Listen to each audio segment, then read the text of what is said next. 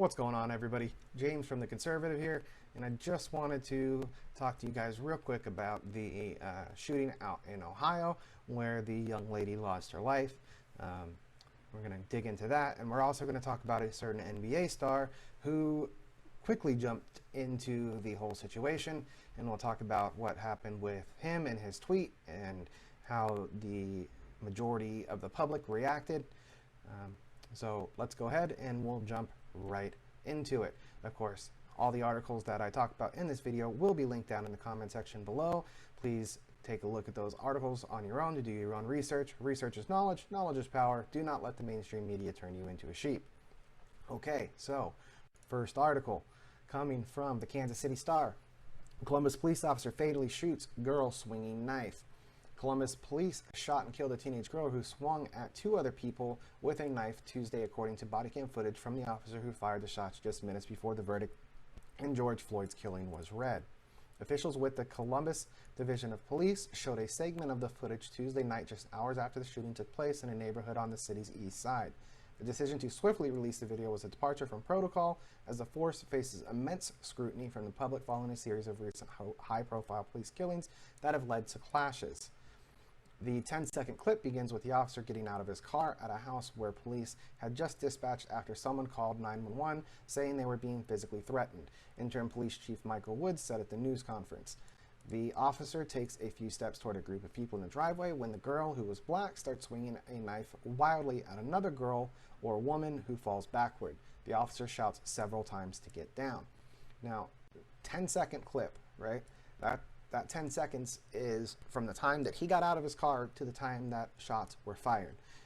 Keep that in mind. This officer had 10 seconds to make a decision that could take a life, save a life, or possibly cost him his own life. And that's the situation that most cops are in most of the time. It's a very quick reaction in a very high-stress situation, and I think that is lost on a lot of people when they look at these situations with 20/20 hindsight. It's so easy to second guess. It's so easy to offer a different path or an alternative method when you have all the time in the world to reflect and think about it. It is much harder to put yourself in that officer's shoes and be honest with yourself about what you really would have done. At least that's my own personal opinion. Next article that we will talk about is coming from Yahoo News. Neighbor with footage of Ma'Khia Bryant shooting officer did what he thought was best. I'm so sorry if I'm butchering her name. It is not intentional, no disrespect meant. I'm trying my best. I'm so sorry if I'm butchering it. Donovan Brinson,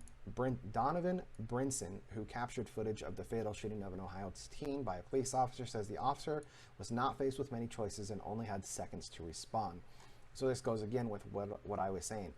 It's 10 seconds. 10 seconds from the time that he got out of his car to the time that shots were fired that he had to make a decision on what was going on. I thought this video was going to be of the shooting, but I guess not. 10 seconds.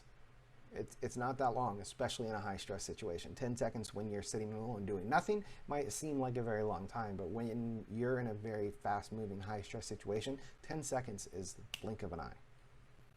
Okay, moving on to something that is being thrown around the wrong way, and I think it needs to be corrected by the mainstream media. Nicholas Reardon's military record before joining the police department in Columbus, Ohio, is not much different from that of thousands of Americans.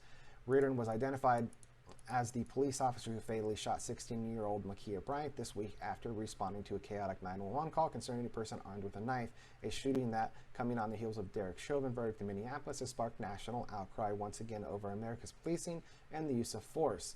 City officials on Thursday acknowledged the tragedy of a teenage girl's death, but added that the video shows that there is more to this. It requires us to pause, take a close look at the sequence of events, and though it's not easy, wait for the facts as determined by an independent investigation.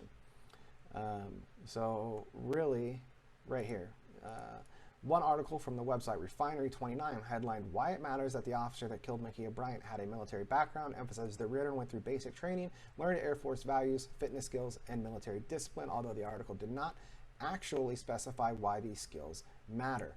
While factually correct, Civil military relations expert says the phrase military trained marksman, which is what the mainstream media was pushing, is that this officer is a military trained marksman, implies Rudin has done something more than simply qualify with a rifle in the military, a skill that every service member learns that is essentially the same as knowing how to tie one's boots or wear one's helmet. His awards and decorations do not include any personal decorations of note, according to guard records provided by Task and Purpose, except for a reported small arms expert award signifying that he successfully fired an M4 rifle and hit a target 25 meters away at least 35 out of 40 times. This is not a difficult task. And I completely agree with that. Anybody who's spent any significant time at the range will tell you that simply hitting a target 35 out of 40 times from 25 meters away with a rifle is not a difficult task at all. Now, if it had said that he had pinpoint accuracy and stayed, within the smallest circle in the middle of a target, 35 out of 40 times from 25 meters away, that would be impressive. That would be marksman level accuracy. But if you're just talking about hitting the target in general, that's not a difficult task to do from 25 meters away for anyone who's spent any significant time at the range, let alone somebody who's gone through military and police officer training and firearms training. Excuse me.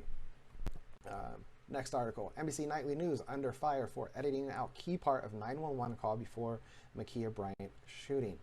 Critics bashed NBC Nightly News Wednesday after the Peacock Network's flagship evening news program admitted key details from a report on the police-involved shooting of Ma'Khia Bryant in Columbus, Ohio.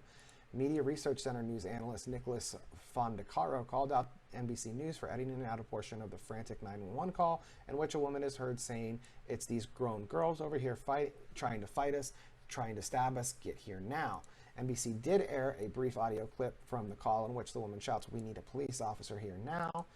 Fondacaro also drew attention to the portion of the police body cam footage shown by NBC, which he noted did not show the viewers the knife in the attacker's hand just before the shots. So this is the media, again, being caught flat out lying and omitting facts, important, crucial facts to sway the public opinion.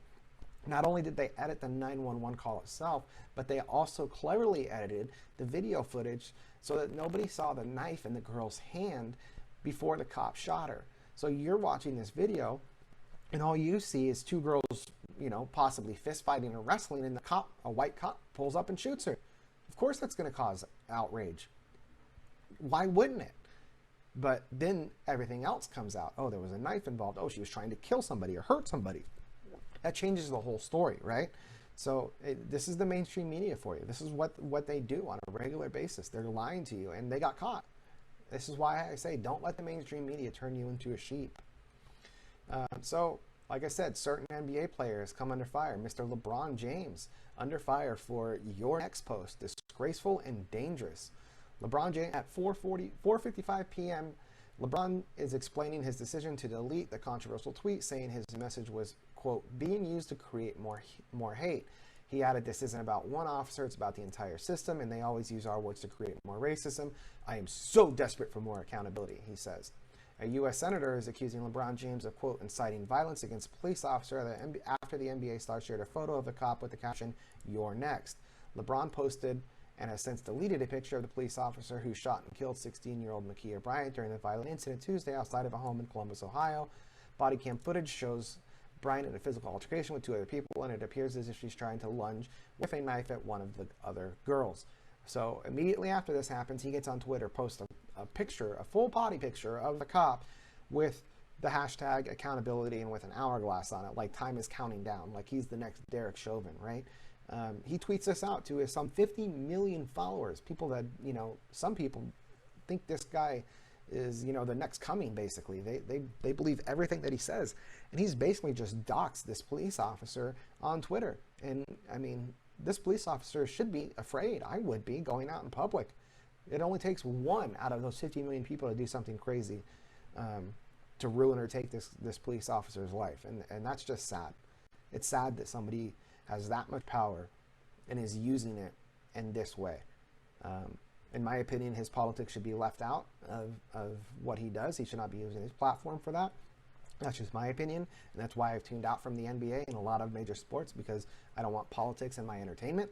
And apparently a good majority of people feel the same way, as the NBA is suffering its lowest ratings in a long time, I think in over 20 years. They just don't want politics mixed in with things that are supposed to help them take their mind off of the real world, right? So I thought this was kind of funny. O.J. Simpson even criticized LeBron James over the tweet. When you have somebody like O.J. With his checkered past coming at you, in my opinion, you know you've definitely crossed the line, right? And what does Twitter have to say about it? Well, Twitter refuses to say whether LeBron James's "your next tweet" violated policy since it was deleted. Twitter is remaining mum over whether a controversial tweet by NBA superstar LeBron James violated its policy since the tweet has been taken down. Body cam footage released by Columbus Police Department on late Tuesday showed 16-year-old Ma'Khia Bryant being shot by an officer. She was attacking another with a knife. So they're saying that, oh, because it was deleted, it's no big deal. But this isn't always the case, right? It's a case-by-case basis with Twitter. There's been plenty of people that have gotten on a lot of hot water with Twitter and even got their account suspended or banned over things that they deleted. And it certainly doesn't change the public opinion if you delete it. More often than not, if you delete it after the fact, it makes you look more culpable, more guilty, and in fact, it leads to more people turning on you because of the fact they think that you're admitting wrong in that case. Maybe that's what happened here, but my honest opinion, I think LeBron James was wrong from jump. So let's just kind of go over and see what a majority of people are saying in response to LeBron James. He most of the time, gets nothing but praise from his followers, but in this case, it hasn't been that way. At King James, why don't you care about the life of the black woman wearing pink in this photo, whom Ma'Khia Bryant was attempting to stab when she was shot by the police officer? Do you think that police officer shouldn't stop stabbings that happen right in front of them? King James, is this accountability? Lawmaker threatens to call governor on cops after crashing his car.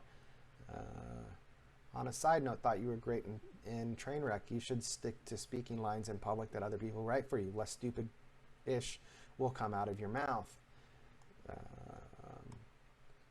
You preach accountability, but obviously don't practice it yourself. If you're a real man, you would just own the "your next" tweet and admit you effed up. The post by King James could be read as an incitement to violence. Yeah, I agree. It could be read as an incitement to violence. It's about time King James has some accountability. So because a police officer killed a man in broad daylight in front of everyone, LeBron James is the problem when he says accountability. LeBron James couldn't even define accountability. I mean, it goes on. There's a lot of people that are very upset over this, and I agree. He made a mistake. And it's sad that the NBA, that Twitter, that none of these people are going to do anything about it. It's going to get swept under the rug, unfortunately, which is sad. But that's all I got for you guys. I hope you enjoyed. I will, of course, link everything that I talked about, all the articles, down in the comment section. Use them at your leisure if you wish. Please remember to do research on your own. Don't take my word for it. Don't take the mainstream media's word for it. Research is knowledge. Knowledge is power. Have a great day. Thank you for tuning in. Hope I'll see you next time.